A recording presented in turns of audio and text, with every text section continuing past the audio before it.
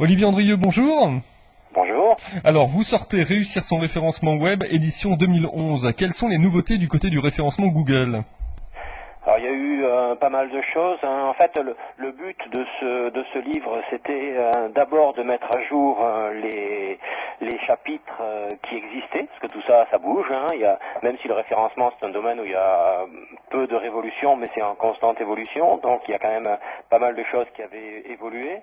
Et puis ensuite, c'était ajouter des nouveaux points comme par exemple la sculpture de popularité, tous les outils qui permettent d'indexer rapidement une page, un nouveau critère de Google qui est le temps de chargement des pages, le fait qu'une page s'affiche plus ou moins vite, ça favorise ou non le référencement, donc le temps de réaction du serveur aussi, une partie un petit peu plus importante sur le référencement mobile aussi, parce qu'il y a de plus en plus de demandes. Voilà un petit peu toutes les nouveautés qui sont arrivées sur les 12 mois de l'année 2010 pour cette édition 2011. Alors, on parle aussi du référencement beaucoup universel, du temps réel, du putsch. Qu'est-ce que c'est que cette Ouais. histoire, effectivement, du putsch? Alors le push, c'est le fait de recevoir des informations quasiment en temps réel, c'est-à-dire sur les sujets, sur les thématiques qui nous intéressent et sur des domaines. En fait, c'est recevoir, et notamment on va surtout utiliser Twitter par exemple. C'est recevoir de l'information, soit sur son bureau, soit par mail, soit par SMS, par tweet, par tout un tas de possibilités, de l'information dès qu'elle paraît en fait, hein, de façon très rapide. C'est ce qu'on appelle aussi donc le référencement de temps réel, hein, ou la recherche d'informations de temps réel. C'est aussi la détection de tendances, c'est-à-dire analyser tout ce qui se fait, toute l'information qui sort en temps réel, notamment aussi sur Twitter, sur Facebook, pour essayer de détecter des tendances sur des sujets chauds, des sujets ou des sites web importants qui traitent bien d'un sujet de façon très même plus chaude mais bouillante quoi en fonction de l'actualité. Alors, justement, ce livre, il est énorme, il fait 546 pages. Vous revenez beaucoup sur des choses que vous aviez déjà expliquées, puisque l'histoire, en fait, ça fait 10 ans que vous aviez créé, puis le premier bouquin, quoi. Hein. Alors le premier bouquin est 93, donc ça fait 93. 18 ans cette année. 18 ans, donc ouais, là, effectivement, beaucoup de corrections, beaucoup de nouveautés aussi dans ce livre. Oui, alors c'est vrai que le premier livre que j'avais écrit en 93, bon, c'était plutôt Internet. Je crois que ça s'appelait Internet Guide de connexion. C'était de façon très Internet vu de façon globale.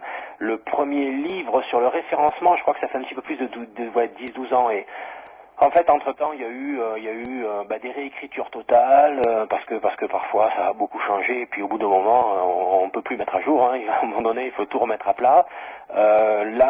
Sur ce livre-là, je crois que c'est la troisième ou quatrième édition de la première version qui a dû sortir, je crois, en 2006, il me semble. Voilà. Donc, bon, de toute façon, chaque fois, c'est revu entièrement.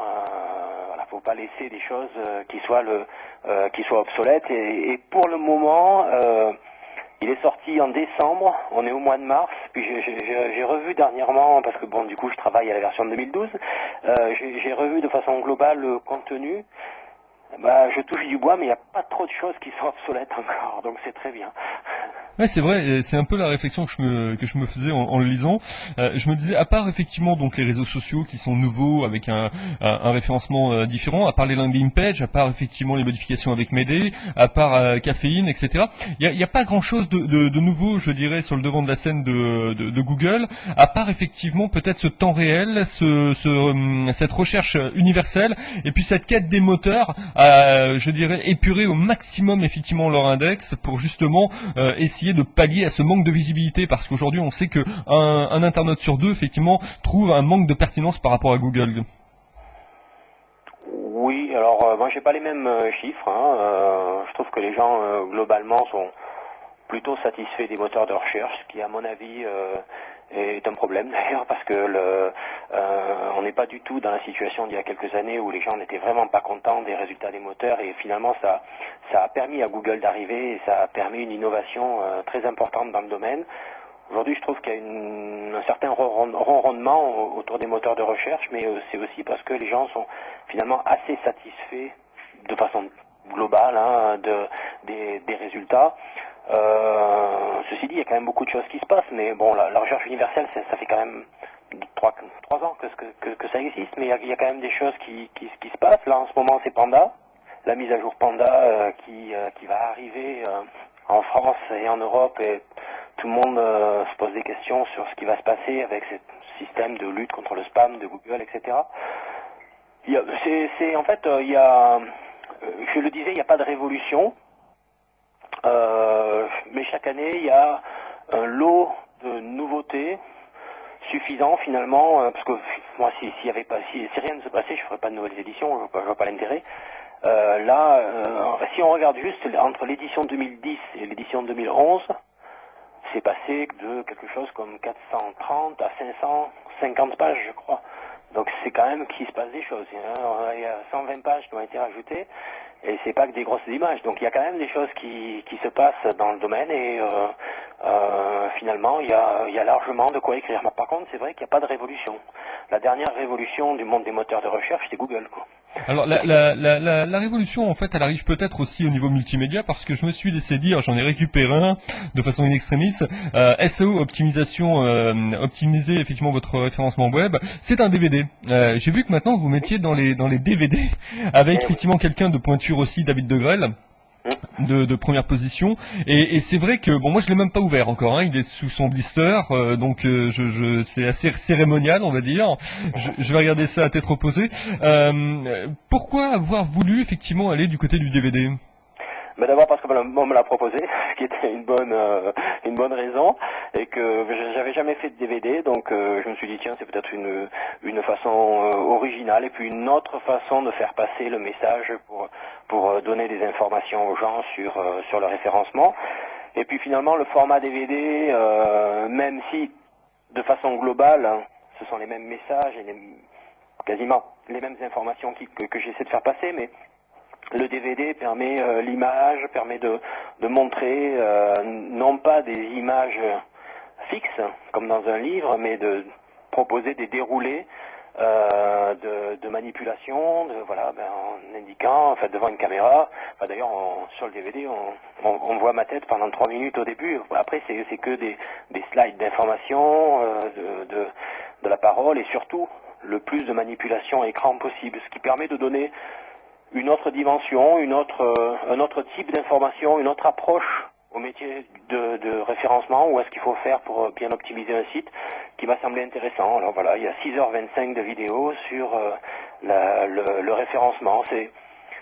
C'est une autre approche, c'est une autre façon de montrer les choses. Voilà, c'était un bon test, et puis voilà, peut-être qu'on va en faire d'autres, on sait jamais, mais alors j'ai vu que le prix était aux alentours de 70 €. Ça a été, je dirais, un grand brainstorming pour pouvoir trouver effectivement le bon prix, le prix psychologique. Alors là, pour tout vous dire, moi les prix, que ce soit des livres ou des DVD, je gère pas. C'est comme les couvertures, c'est comme moi c'est tout ce qu'il y a dans la boîte. Après, en fait, j'estime que j'essaie de faire du mieux possible mon métier de référenceur, mais je suis pas éditeur. Je suis pas éditeur de livres, je suis pas éditeur de DVD.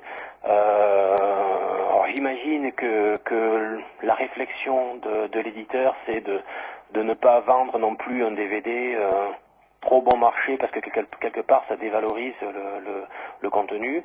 Et puis il faut pas que ce soit trop cher non plus, parce que sinon les gens n'achètent pas.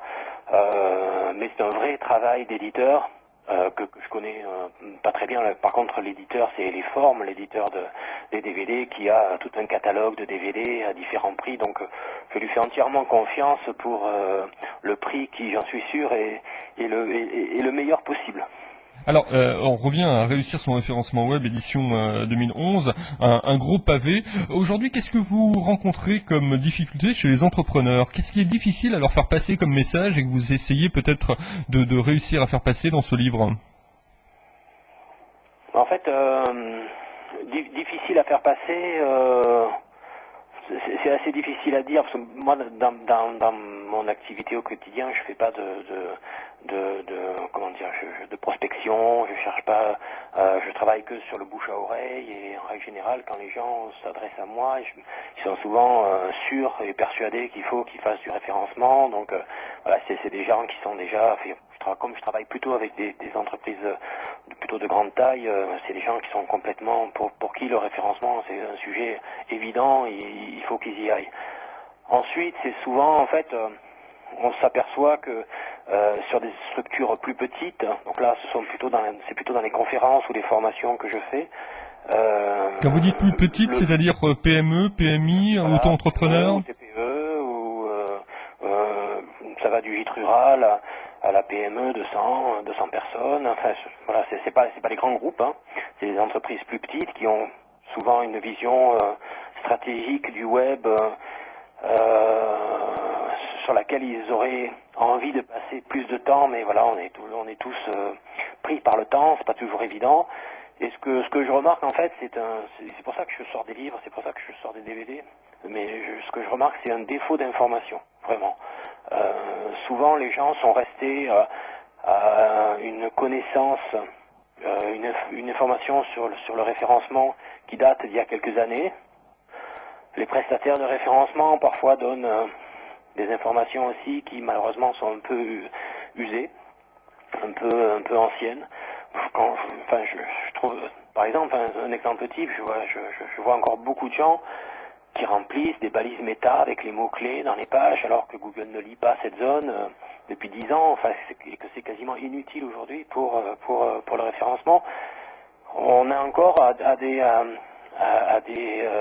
une époque où il faut faire encore beaucoup d'évangélisation, répéter les choses, et c'est important de fournir des informations, fournir des données pour que les gens comprennent bien ce qu'est le référencement. Donc, Quand vous dites Olivier Andrieux, aujourd'hui on parle de réussir son référencement web édition 2011 aux éditions Erol, quand vous dites effectivement, bon, ils remplissent effectivement des balises méta, vous en parlez dans le bouquin des balises méta, vous parlez du title, vous parlez effectivement que le keyword aujourd'hui n'est plus pris en compte par Google.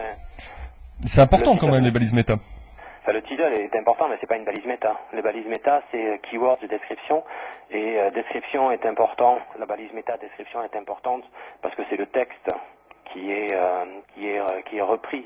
C'est pas en termes de mots-clés, c'est plus une zone marketing, c'est le texte qui est repris dans les résultats de recherche du moteur. Ouais, c'est ce que vous expliquez l'occurrence en fait, parce que vous avez un outil qui est très très bien aussi, qui s'appelle Outiref, qui est très très bien développé, et ça permet de voir justement la pertinence, l'occurrence des mots-clés, c'est-à-dire la répétition. Alors, combien de fois faut-il répéter effectivement ces mots-clés? C'est la grande question que les gens me posent souvent comme question. Combien de fois, effectivement, je peux répéter mon mot-clé dans la page sans pour autant, effectivement, être mal vu par Google? Autant de fois que le bon sens vous le dicte. C'est-à-dire qu'il faut rester dans la sémantique du texte, quoi. C'est-à-dire qu'il faut vraiment parler à l'internaute. Oui, mais en fait, on rentre plutôt dans une notion de qualité du texte. Il y a quelques années, on faisait ce qu'on appelait du keyword stuffing, c'est-à-dire du bourrage de mots-clés dans les pages, ce qui marche plus du tout aujourd'hui, parce que à une époque lointaine, les moteurs de recherche étaient basés sur le nombre d'occurrences, sur le nombre de fois où le mot était présent dans la page.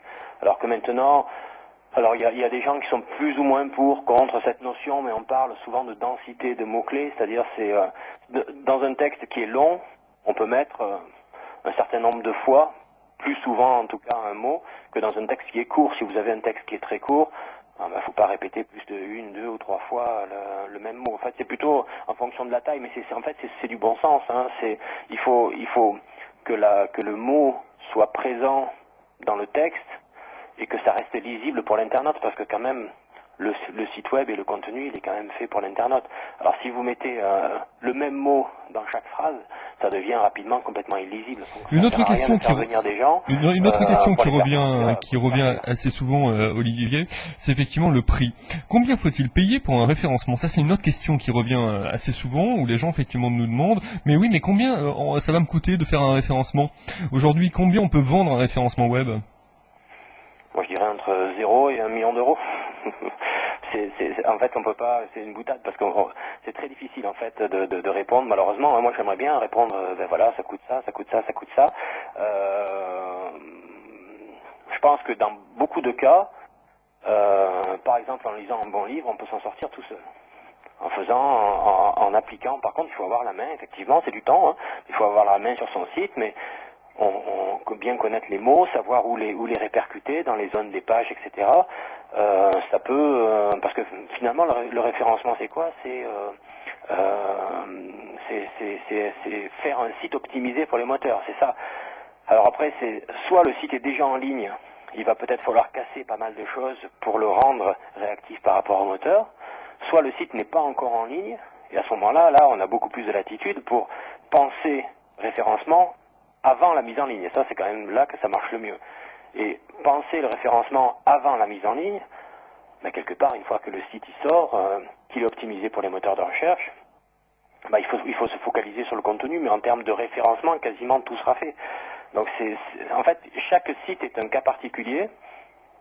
Et après, ben, ça peut dépendre complètement du site, de son niveau d'optimisation actuel s'il est déjà en ligne.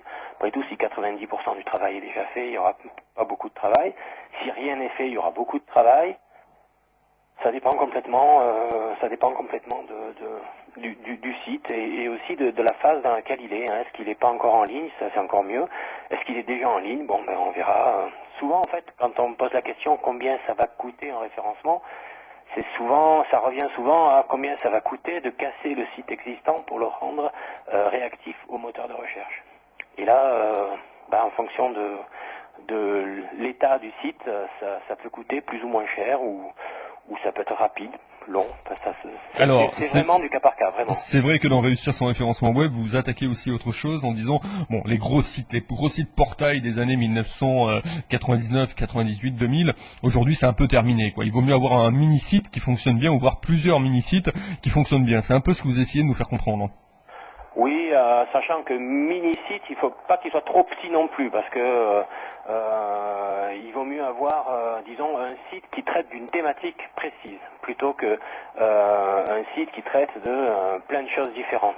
Ensuite, si on a un site qui traite d'une thématique précise, le nombre de pages, la taille du site peut aussi avoir son mot à dire pour le référencement. Donc les tout petits sites de quelques pages ou quelques dizaines de pages sont souvent assez difficiles à référencer. Donc il faut quand même un certain volume de pages. Je dirais quelques dizaines de pages web, voire quelques centaines si c'est possible. C'est beaucoup plus facile. Par contre, oui, effectivement, une thématique par site, une thématique spécifique par site, c'est beaucoup plus facile à référencer.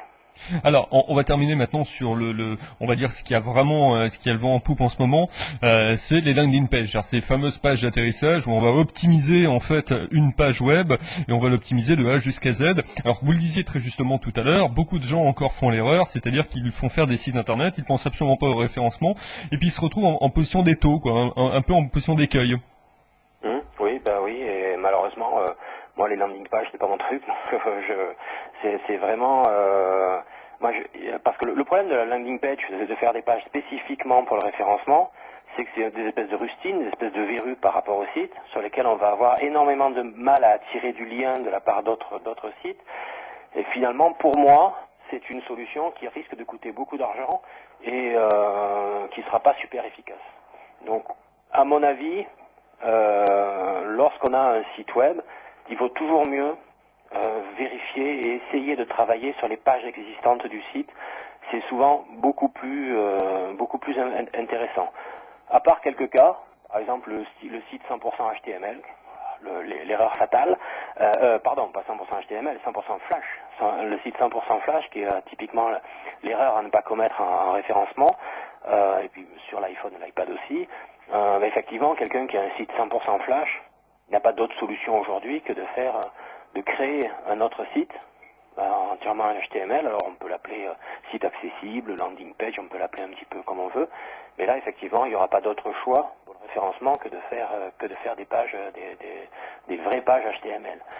Alors dans le livre, vous parlez aussi quelque chose. Je vais vous redonner la parole. Ce que vous parlez effectivement, c'est le référencement éditorial. Alors là, effectivement, il faut apprendre à écrire pour le web.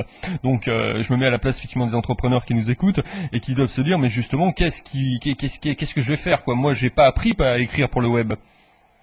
Oui, mais c'est bon. Il y a des formations, hein, mais c'est bien sûr écrire pour le web, mais c'est avant tout écrire pour l'internaute, sur le web et en pensant au moteur de recherche. Donc c'est un certain nombre de de règles, mais qui sont souvent des règles journalistiques, écrire en pyramide inversée, c'est-à-dire que les mots-clés importants doivent être au début.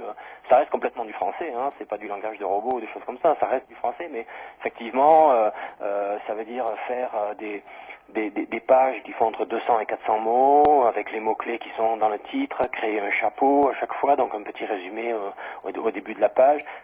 Bref, ce sont des règles. C'est un peu comme le référencement. Le référencement, on dit, tout ce qui est technique, les balises, etc., ça s'apprend. Écrire pour les internautes sur le web en pensant au moteur de recherche, ça s'apprend aussi. C'est pas super compliqué. Il faut acquérir les règles d'écriture et en général, ça se passe bien derrière. Est-ce que vous allez justement penser à écrire un livre spécialement sur le référencement éditorial, ou est-ce que vous pensez qu'il y a d'autres personnes qui le font bien? Je pense à une femme qui a écrit un bouquin qui est génial sur cette thématique. Ou est-ce que ça va venir ça dans 2012? Certainement. Ouais. Voilà, oui, qui a fait un très bon ouvrage effectivement chez Erol aussi sur bien rédigé pour le web et qui fait ça très bien. Donc non, moi je la laisse écrire ces excellents bouquins. D'ailleurs, elle prépare actuellement la nouvelle version de son livre. Et d'ailleurs, avec elle, on fait au mois de mai une formation à Paris sur le référencement et la rédaction web. Donc moi, je m'occupe du référencement, elle s'occupe de la rédaction web. Comme ça, on est chacun sur nos créneaux respectifs et ça se passe très bien. On est tout à fait complémentaires. Alors ça, c'est un autre métier. On va terminer là-dessus. C'est le fait d'être formateur. Alors, le fait d'écrire, c'est déjà de donner quelque chose, c'est partager un savoir. Donc quelque part, c'est aussi former l'autre. Mais la formation présentielle, alors là, c'est autre chose. C'est totalement autre chose. Qu'est-ce que vous préférez, le fait d'écrire ou le fait effectivement de former? C'est complémentaire et puis c'est pas le même plaisir. Lorsqu'on fait une formation, là, j'en sors. Toute la semaine dernière, je faisais des formations. J'y retourne cette semaine. Bon, c'est rencontrer les gens, discuter de leurs problématiques, de leurs attentes. C'est apprendre beaucoup aussi. Moi, j'apprends beaucoup dans les formations parce que en discutant avec les gens, on comprend ce que les gens recherchent, ce qu'ils attendent, etc. Donc, quelles sont leurs attentes. Ça permet quelque part derrière d'écrire des bouquins qui répondent aux questions des gens. Parce qu'écrire, c'est un travail beaucoup plus solitaire. C'est souvent l'été que je fais ça, de façon tranquille, quand il y a un petit peu moins de travail, et ça me délasse aussi. Ceci dit, après, ça part, les gens le lisent, et puis c'est 1 mois, 2 mois de boulot, et puis après, on sait plus où ça part, mais on a moins de retours sur le livre, alors que sur la formation, ça dure beaucoup moins de temps, mais on a beaucoup de retours, on apprend beaucoup aussi. Donc finalement, les deux sont complémentaires. Et sans le livre, j'aurais peut-être moins de formations, et sans les formations, j'aurais peut-être moins d'infos à donner dans les livres. Donc on va voir ce que ça donne avec le DVD, parce que ça c'est tout récent. Alors il y a peut-être une autre partie qui va s'ajouter à ce type d'informations fournies. Mais tout ça reste la diffusion de l'information qui est au cœur de mon activité. Combien, Olivier, il faut compter aujourd'hui pour un entrepreneur qui a envie de se former au référencement avec vous, avec quelqu'un d'autre, qu'importe, mais l'essentiel, effectivement, combien il faut qu'il compte au niveau budget? Ça marche à la journée, ça marche à l'heure, comment ça fonctionne? Ça forme, c'est à la journée en règle générale. Les formations inter-entreprises, donc il y a plusieurs entreprises dans les mêmes formations, les coûts se situent aux environs entre 700 et 750 euros hors taxe la journée. Et on ressort de là, on est un référenceur. Du moins, on sait référencer son site. Voilà, on a les bases, on a les fondamentaux, parfois même plus, et on a audité son site et on sait ce qu'il faut faire sur son site pour qu'il soit mieux présent et mieux analysé par les moteurs de recherche. Tout à fait, il nous reste 8 minutes, alors on va venir justement à cette partie des réseaux sociaux, parce que ça c'est dans la partie 2011, réussir son référencement web chez Erol, aux éditions Erol, d'Olivier Andrieux. Le référencement par rapport effectivement aux réseaux sociaux. Alors là c'est vrai que les gens ils savent ce que c'est qu'un réseau social, mais que ce soit Twitter, que ce soit effectivement Viadeo, que ce soit LinkedIn ou que ce soit effectivement Facebook, mais comment on peut se référencer sur un réseau social ? En fait, c'est pas se référencer sur un réseau social, ça, y a pas de souci. On crée sa page Facebook, on a un compte Twitter. C'est en quoi le fait d'être présent sur un réseau social peut influer le référencement sur Google ou sur les moteurs de recherche. C'est l'influence donc des réseaux sociaux sur les moteurs de recherche. Cette influence, en fait, elle peut être soit directe, soit indirecte. L'influence directe, celle qu'on imagine tout de suite, c'est je vais avoir des liens dans Facebook sur mon site et je vais avoir des liens dans des tweets de Twitter sur mon site. Donc quelque part, vu que les moteurs ont accès à un certain nombre d'informations sur Facebook et Twitter, ça va faire des liens sur mon site. Alors ça, c'est la version officielle. Logiquement, ça se passe pas comme ça, parce que les liens qui sont dans Twitter et les liens qui sont en Facebook sont, alors c'est le terme, ils sont en nofollow, c'est-à-dire globalement, ce sont des liens qui ne sont pas vus par et théoriquement, qui ne sont pas vus par les moteurs de recherche. Mais on sait que Google, Bing, les moteurs majeurs, tiennent compte de certains liens dans Facebook et de certains liens dans Twitter. D'abord, comme ils les voient comme des liens, même s'ils sont, entre guillemets, interdits aux moteurs, ils les voient et pour certains, ils les prennent en compte. Et par exemple, Google utilise Twitter pour détecter des sites qui viennent de parler d'un sujet important, chaud, je sais pas, un tremblement de terre par exemple, hein, parce que malheureusement c'est l'actualité. S'il y a un site qui est beaucoup cité dans les tweets, Google ira tout de suite voir de quoi il parle et il va tout de suite indexer, voire bien positionner son contenu. Donc les moteurs s'en servent pour l'actualité chaude. C'est à peu près, j'ai envie de dire, la seule incidence directe, ce qui est déjà pas mal. Enfin voilà, c'est surtout par les liens, qui théoriquement ne sont pas vus par les moteurs, mais en pratique on s'aperçoit en fait qu'il y a quand même une incidence directe qui existe. Ensuite, être présent sur les réseaux sociaux, ça veut dire développer sa visibilité, développer sa notoriété, développer son trafic, d'où création de liens par ailleurs sur d'autres sites, sur des blogs, etc. Et par contre, l'impact indirect des réseaux sociaux est très important pour les moteurs de recherche. On est plus sur un impact indirect, je me fais connaître via les réseaux sociaux, ça va faire parler de moi, ça va faire créer des liens sur d'autres sites, etc. Et ça va donc impacter mon référencement naturel. Donc l'impact, à mon avis, l'impact indirect des réseaux sociaux est plus important pour le référencement que l'impact direct. Et ben voilà, c'était donc Olivier Andrieux avec ce livre, on va dire édition 2011. Alors, édition 2012, allez, pour nous donner un petit peu fin, qu'est-ce qu'il va y avoir comme nouveauté ? Je sais pas encore, on verra. On parlera certainement beaucoup de Panda, le nouvel algorithme de Google qui va arriver bientôt. Après, ma foi, on est que début avril, hein, alors j'ai encore un peu de temps pour développer tout ça. Mais je pense qu'il va Bing, bien sûr. Je pense que Bing, ça va être un sujet important. On peut compter avec Bing, on peut compter vraiment que sur un challenger par rapport à Bing. Honnêtement, j'en doute. C'est pas que j'ai rien contre Bing, hein, c'est des gens très bien, mais en fait, quand on regarde les chiffres aux États-Unis, on s'aperçoit que malgré la communication de Microsoft et de certaines agences de presse, les parts de marché de Bing sur l'année 2010 n'ont pas progressé d'un iota. Donc ils étaient à 30% en début 2010, ils sont restés à 30% fin 2010. Bing a légèrement progressé, mais comme Yahoo a plus que légèrement baissé, finalement les parts de trafic sont à peu près identiques. Donc, et pourtant avec des millions de dollars qui ont été dépensés en communication, en accords, etc., etc. Et ça dans un pays, les États-Unis, qui sont plutôt favorables à Bing et à Microsoft. Donc en Europe et dans des pays qui connaissent à peine Bing, le moteur de recherche de Microsoft, moi j'ai un peu de mal à imaginer qu'il va ne serait-ce que prendre 10 à 20% de part de trafic à Google. Alors ce sera peut-être le cas, hein, tant mieux, ou tant pis, je sais pas, mais tant pis quelque part pour les référenceurs, parce qu'il va falloir référencer son site pour deux moteurs de recherche, ça risque d'être un petit peu plus compliqué, parce que si les critères de pertinence sont pas les mêmes, il va falloir faire des arbitrages. C'est vrai que dans vos livres, vous étiez assez spécialiste là-dessus. Je me souviens avoir lu quelques-uns où vous disiez justement qu'un moteur de recherche fonctionnait d'une manière, un autre effectivement d'une autre manière, et aujourd'hui on s'aperçoit que Google aspire tout et que on se demande si effectivement c'est bon de savoir comment fonctionne un autre moteur de recherche puisque il est quand même à 70-80% effectivement des requêtes journée. Google en France c'est 92% des requêtes, donc à l'heure actuelle en France, il n'y a pas photo, on référence sur Google. Puis on se dit que ce qu'on fait sur Google, ça suffit pour les autres. Et je pense que c'est la bonne stratégie.